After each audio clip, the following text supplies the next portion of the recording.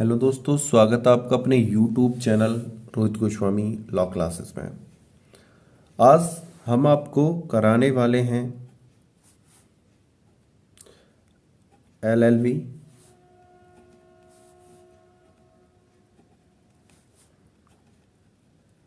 First year same first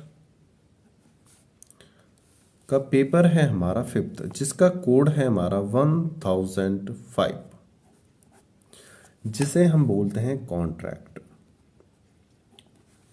जिसे contract बोलते हैं, जिसे संविदा विधि कॉन्ट्रैक्ट फर्स्ट बोलते हैं, या हम कहते हैं संविदा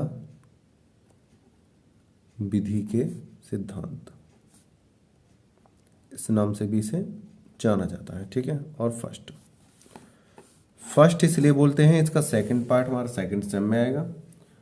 और अब से पहले मैं आपको 3 क्वेश्चन करा चुका हूँ, 3 लॉन्ग क्वेश्चन करा चुका हूँ जो वेरी इंपॉर्टेंट हैं, ठीक है।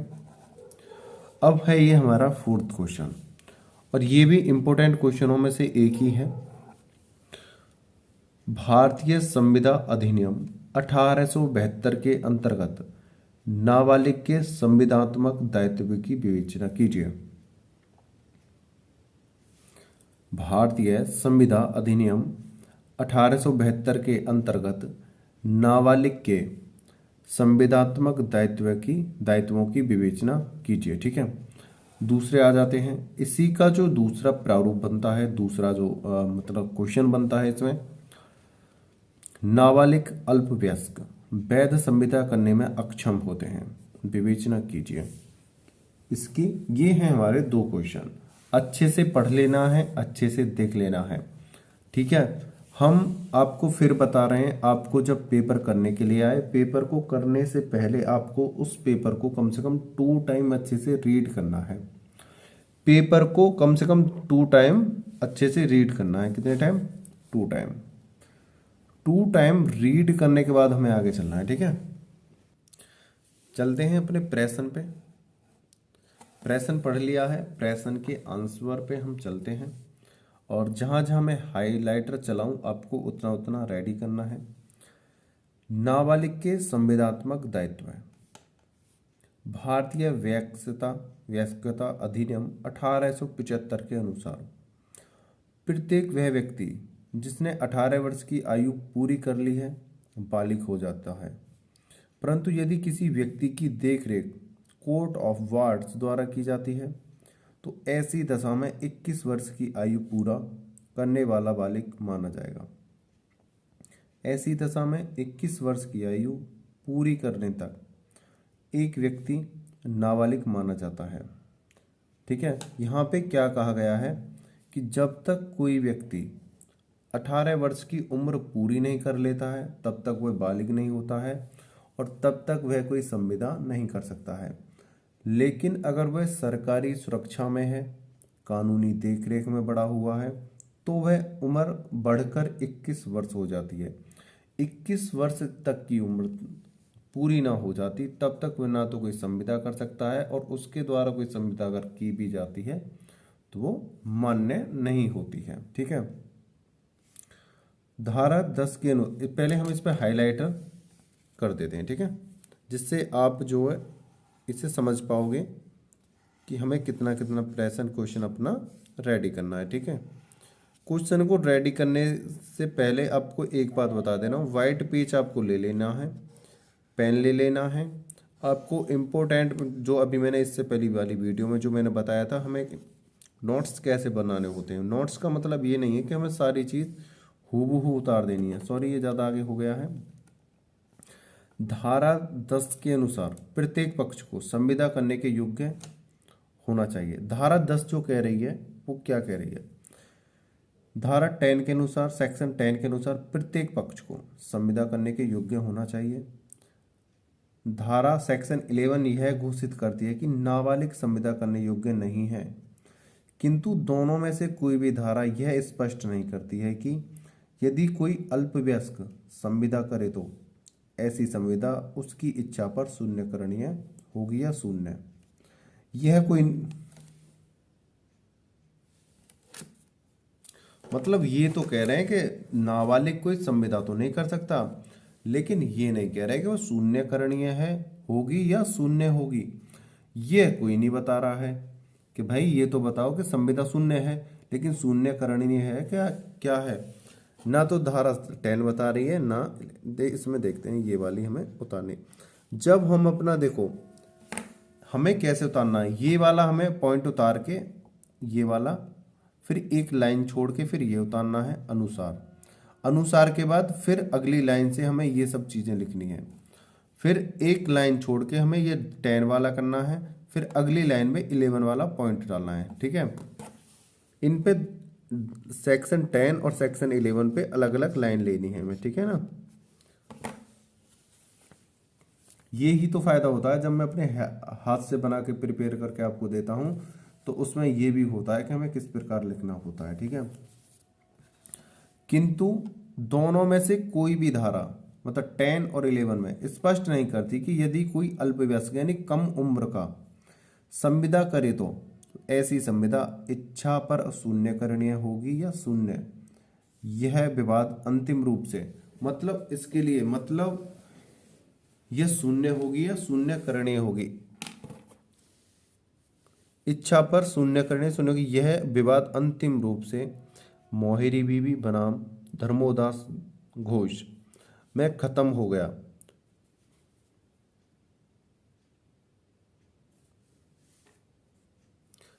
ये यहाँ से हाइलाइटर हम चला लेते हैं, ये हमें पूरा ही यहाँ से याद करना है। ठीक है,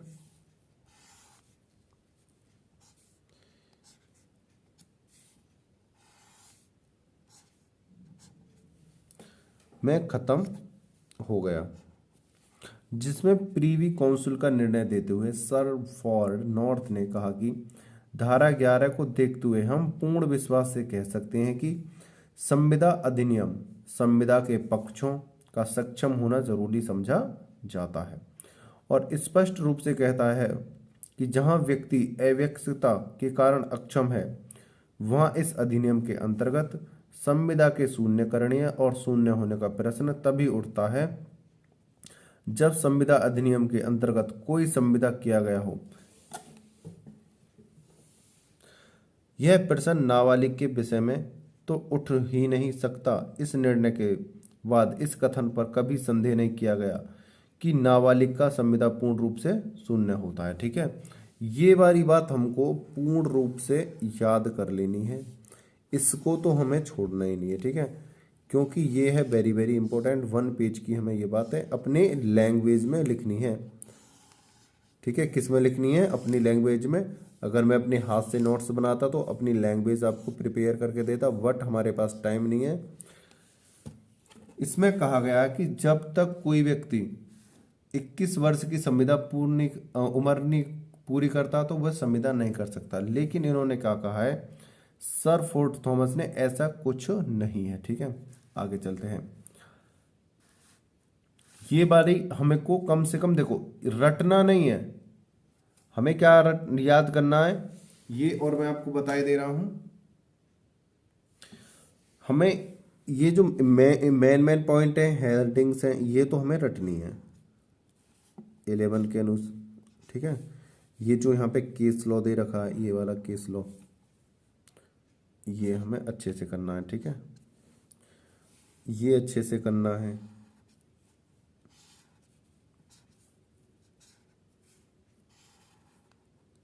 ठीक है, बशर्ते इसमें जो मैंने ये जो ऑरेंज करा है इसके ऊपर, ये तो तुम्हें पॉइंट याद करने हैं, रटने हैं पॉइंट। ठीक है, इसके बाद जो इसमें जो कहानी है ये अपनी लैंग्वेज में ट्रांसलेट आपको करनी है। ठीक है, ये नहीं है कि हम मारे मात कहाँ पे खाते हैं जब हम हूबहू याद करने की कोशिश करते हैं। ठीक है, हमें इसमें से 4 या 5 लाइन का अपनी शब्दों में कंटेंट बना के लिख देना है, और ये चीजें हमें उसमें डाल देनी है। ठीक है, उम्मीद करता हूं आपको ये चीजें समझ में आ गई होंगी, हमें कैसे पेपर करना है। ठीक है, आगे चलते हैं। नाबालिग की संविदा, नाबालिग के संविदा का यथावत पालन नहीं कराया जा सकता। नाबालिग की संविदा का यथावत पालन नहीं कराया जा सकता। मोहिनी बीबी बनाम धर्मोदास दोष 1903 में प्रीवी काउंसिल द्वारा। ठीक है, हमें इसमें इतना ही याद करना है। ठीक है, देखो अगर ये वाला प्रश्न आता है आपको, है ना, आप इसको कम से कम आधे से एक पेज पे से सेट कर दोगे। ठीक है, आगे हमें क्या करना है, हमें अपनी 30 मिनट का भी तो ख्याल रखना है। हमें 30 मिनट को देखते हुए अपना पेपर सेट करना है। हमें फिर अब ये हेडिंग्स उठा लेनी है। नाबालिग के संविदा का यथावत पालन नहीं कराया जा सकता, इसमें हमें एक केस लॉ डाल देना है। मोहिनी बीबी बनाम धर्मोदास दोष 1903 प्रीवी काउंसिल। ठीक है, इतना हमें इतना लिखना है, खत्म। इसके बाद हमें अगले पॉइंट पे आ जाना है। ऐसे नाबालिग की संविदा का अनुसमर्थन नहीं किया जा सकता। नाबालिग की संविदा का अनुसमर्थन नहीं किया जा सकता। इसमें आते हैं, एक बार इसे रिवीजन करके हम पढ़ लेते हैं। अनुसमर्थन का सिद्धांत ऐसे सिद्धांतों पर लागू होता है जो वैधानिक रूप से मान्य होते हैं। चूंकि नाबालिग की संविदा आरंभ से ही शून्य होती है, इसलिए नाबालिग बालिग होकर शून्य करार का अनुसमर्थन नहीं कर सकता, किंतु यह नाबालिग चाहे तो बालिग होकर एक नया संविदा कर सकता है, जिसके लिए इसे नए प्रतिफल का होना आवश्यक है। इसमें कहा गया है कि अगर कोई नाबालिग है और जब वो बालिग हो जाता है तो उसका समर्थन नहीं कर सकता, बशर्ते कि नाबालिग जब बड़ा हो जाए तब अब अलग से उसका समर्थन कर सकता है, तब वो उससे अपनी संविदा कर सकता है। ठीक है, इसमें हमें ज़्यादा डीपली नहीं जाना है। हमें सिर्फ यहाँ पे क्या करना है, यहाँ पे हेडिंग्स ले लेनी है। इतना इम्पोर्टेंट इसमें कुछ है नहीं। हमें अपने 30 मिनट का भी ध्यान रखना है, और ये वाली चीज़ हमें डाल देनी है। ठीक है, थर्ड पे आ जाओ। नाबालिग की संविदा पर विबंधन का कोई प्रभाव नहीं होता। नाबालिग की संविदा पर कोई विबंधन का प्रभाव नहीं होता। इसमें जो केस लॉ दे रखा है हमारा, प्रीवी काउंसिल के ने सादिक खां बनाम जयकिशोर AIR 1928। ठीक है, इतना हमें सिर्फ ये लिख देना है। ठीक है, आप उम्मीद करना अगर आप इस तरह से पेपर करके आ रहे हो, आपके बहुत अच्छे नंबर आने वाले हैं। देखो एक पेज में आप ये सेट कर दोगे, 10 मिनट लग जाएंगे आपको इस करने में। 10 मिनट में आप इन हेडिंगों को प्रत्येक को 1 मिनट में मानो, 1 मिनट, 2 मिनट, 3 मिनट, सही है। इसी तरीके से हमें अपना पेपर सेट करना है ना। अगला देखते हैं, नाबालिग के पक्ष में हस्तांतरण मान्य होता है। ठीक है, नाबालिग के हस्तांतरण से मान्य होता है। इसमें जो हम आगे करेंगे, इसमें एक एग्जांपल लेंगे, ठाकुरदास में पुतली, ठाकुरदास बनाम पुतली 1924। ठीक है, आगे चलते हैं।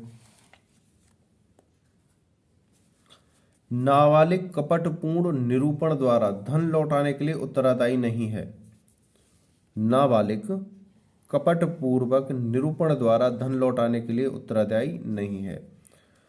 इसमें जो है हम केस लॉ डालेंगे, मोहरी बीबी बनाम धर्मोदास दोष प्रीवी काउंसिल ने स्पष्ट कर दिया। ये केस लॉ हमें यहाँ पे डालना है। ठीक है, स्पष्ट कर दिया कि नाबालिग की संविदा पूर्णता शून्य होती है। कि जो अब हमें लास्ट में ये वाले पॉइंट हमें लिखना है, जो नाबालिग की जो संविदा होती है, जो अवयस्क की जो संविदा होती है, वो बिल्कुल शून्य होती है। अतः एक नाबालिग किसी संविदा के अंतर्गत उधार लिए गए रुपयों को लौटाने के लिए बाध्य नहीं है। अगर कोई व्यक्ति किसी से उधार ले लेता है और वो व्यक्ति नाबालिग है, तो वो व्यक्ति उधार लिए पैसों को लौटाने के लिए जिम्मेदार नहीं है। आगे चलते हैं। प्रस्तुत बाद में धर्मोदास ने धर्मोदास ने जो एक नाबालिग व्यक्ति था अपनी आयु के बारे में मिथ्या वर्णन करते हुए अर्थात स्वयं को बालिग बताते हुए 20,000 रुपये वादी से उधार लिया और अपने मकान का बंधक पत्र उसके पक्ष में लिख दिया। निर्णय हुआ कि बंधक पत्र शून्य है और वादी नाबालिग से अपनी रकम वसूल नहीं कर सकता। इसमें क्या था, देखो इसकी हेडिंग पढ़नी, नाबालिग कपट पूर्वक निरूपण द्वारा धन लौटाने के लिए उत्तरदायी नहीं है। यानी कि नाबालिग कपट पूर्वक धन लौटाने के लिए उत्तरदायी नहीं है। इसमें क्या था, एक बच्चा था, कोई लड़का है, कौन है, एक लड़का है और एक कौन है, कोई वयस्क आदमी है। ये कौन है, अवयस्क, ये 18 वर्ष से कम है। ठीक है, ये जो है लड़का इसके पास जाता है, किसके पास, वयस्क के पास। ठीक है, जाने का एरो मैंने बना दिया है, इसके पास जा रहा है, जाता है। तो ये जो है, ये जो लड़का है झूठ बोलता है, ये कहता है कि मैं जो है अपने 18 और 20 वर्ष को क्रॉस कर चुका हूं, यानी कि मैं बालिग हूं। कौन हूं मैं, बालिग हूं, आप मुझे 20,000 रुपये दे दो। ठीक है, कि ठीक है, इसने बोला वयस्कन के मैं तुम्हें 20,000 तो दे दूंगा, लेकिन आपको उसके बदले में अपने घर के कागजातों पे मुझे साइन कराने होंगे। इसने बोला ठीक है, मैं अपने के घर के जो कागज हैं मैं ला के दे देता हूं और उन पे मैं साइन कर दूंगा और आप अपनी कस्टडी में उन्हें ले लो। ठीक है, ये जो लड़का है तो अवयस्क, लेकिन ये वयस्क बता के इसे 20,000 रुपये ले लेता है। लेकिन इसको तो इतनी समझ है ना कि भाई ये अवयस्क है, वयस्क है। इसने इसे 20,000 रुपये दे दिए इस लालच में कि ये तो बालक है, 20,000 रुपये में संपत्ति रख लो। ये उससे संपत्ति ले लेता है। अब ये कोर्ट में जाता है केस। ठीक है, तो यहां पे क्या कहा जाएगा ना, ये लड़का ना तो 20,000 रुपये देने के लिए जिम्मेदार है क्योंकि ये अवयस्क है, और ना ही ये व्यक्ति इसके घर पे कब्जा कर सकता है क्योंकि ये जो संविदा हुई है ये छोटे और नाबालिग बच्चे के द्वारा संविदा हुई है। लेकिन इसको तो समझ नहीं थी, लेकिन इसको तो समझ थी कि मैं अवयस्क के साथ संविदा कर रहा हूँ, अवयस्क के संग संविदा कर रहा हूँ, तो और मुझे जो संविदा हो रही, संविदा में कर रहा हूँ, ये आगे जाके टूट सकती है, ये मान्य नहीं होगी, ये सरकार द्वारा अवैध घोषित कर दी जाएगी। फिर भी ये इसको 20,000 रुपये दे रहा है, तो हम कह सकते हैं कि ऐसी संविदा व्यर्थ संविदा होती हैं और शून्य करार घोषित होती हैं। नाबालिग कपटपूर्ण निरूपण द्वारा धन लौटाने के लिए उत्तरदायी नहीं है। ठीक है, इसके बाद देखते हैं इस केस को हम यहां से देखेंगे। प्रस्तुत बाद में एक नाबालिग व्यक्ति था, अपनी आयु के बारे में मिथ्या वर्णन यानी झूठ बोलते हुए अर्थात स्वयं को बालिग बताते हुए 20,000 रुपये वादी से, यार ये लड़का भी काफ़ी तेज था, बताओ उसको ही पागल बनाया है 20,000 रुपये लेके, बड़ा दिमागदार है। दिमागदार तो क्या था, उसका लालच था। लड़का सोच रहा था मैं दिमागदार हूँ, लेकिन ये सोच रहा था मैं दिमागदार हूँ, और जिसने घर को गिरवी रखा उसकी दिमागदार पना सब निकाल दिया कि सरकार ने, अरे तुम बच्चों से संविदा कर रहे हो हैं, ऐसे तो तुम सबको ही लूट लोगे, सभी बच्चों यहाँ पे अपने ले आएंगे, चीज़ खाने के लिए पैसे मांगेंगे आपसे, अब तो घर भी गिरवी करवा लोगे। ठीक है, अब चलते हैं आगे, इसका निकालते हैं निष्कर्ष। देखो ज़्यादा पढ़ने की ज़रूरत नहीं है और अभी हमें अपने 30 मिनट का भी ध्यान रखना है एग्जाम में। संक्षेप, निष्कर्ष निकल रहा है। संक्षेप में उक्त वर्णन के आधार पर हम कह सकते हैं कि नाबालिग संविदा करने में अक्षम होते हैं तथा उनके द्वारा की गई संविदा आरंभ से ही शून्य होती है,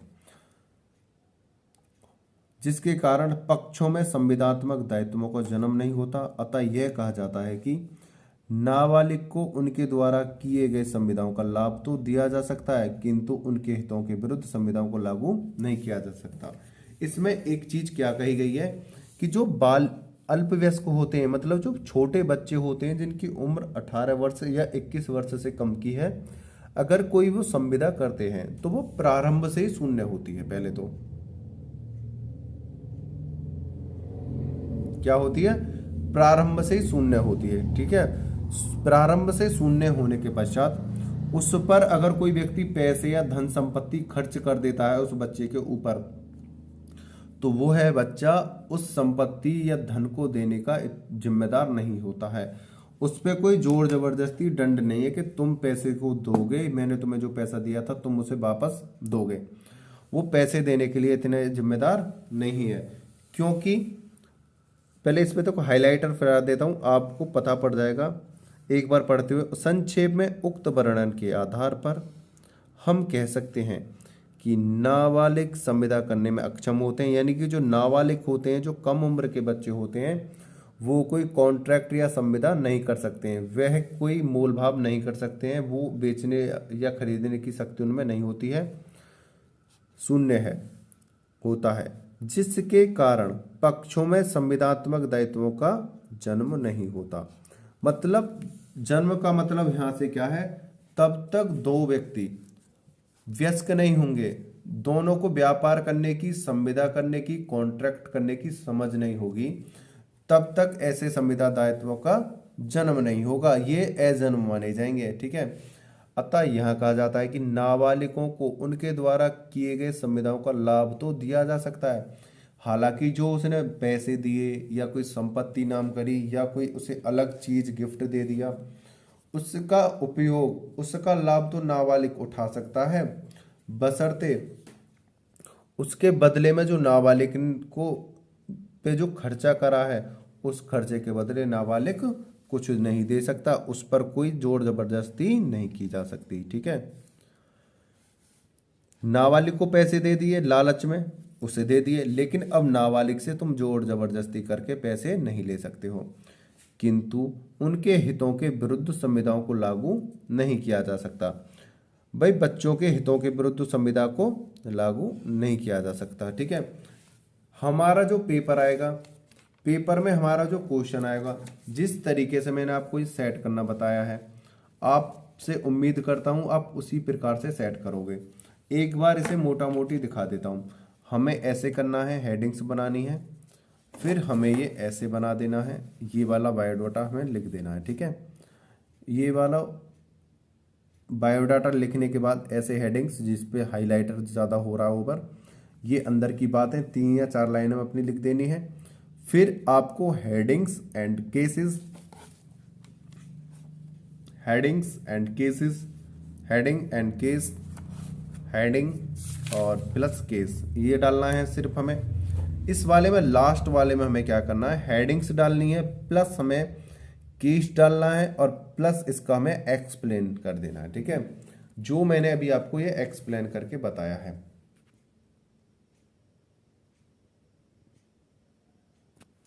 जो मैंने अभी आपको एक्सप्लेन करा है, ये सिर्फ आप इतना याद कर लोगे, उसके बाद आगे आ जाओ, आप निष्कर्ष संक्षेप में निकाल दोगे। ठीक है, उम्मीद करता हूं मैंने जो आपको ये क्वेश्चन कराया है आपको समझ में आ गया होगा।